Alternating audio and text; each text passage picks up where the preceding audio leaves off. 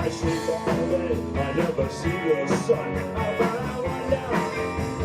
wonder what I did last night. I was born and raised in the city of New York.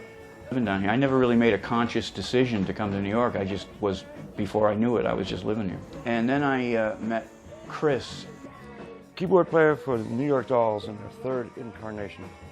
The story of the Dolls is too long to compress into a single thing. They already had Pete on bass, Pete Discreet Jordan. I was in New York Dolls, but I fucked up because I got blind drunk and I said something to Sylvain one night before, the night before a tour of the Midwest.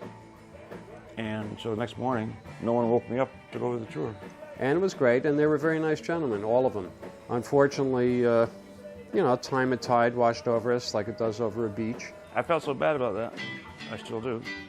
Now, Chris was the guy who's described to us in the Dolls, and before I even met him, as being to have this flamboyant keyboard player. I remember when I saw him, I remember thinking that, you know, he was a good musician. So I started a new band, and I went down to Max's Kansas City, down to Peter Crowley, who used to book the New York Dolls.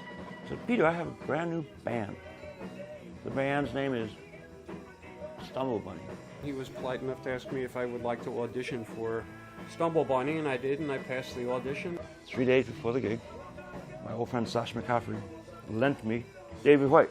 So we played at a lot of gigs in the city, and at one point, you know, we did some demos on our own. And Chris actually produced a 45 on his own for Stumblebunny, and that, I think, got us our record deal.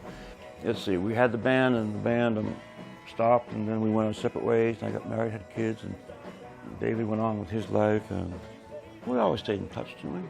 I think it was on Facebook or something. He heard that they were having this Max's Kansas City reunion. We called each other at the exact same time, and I got a busy signal.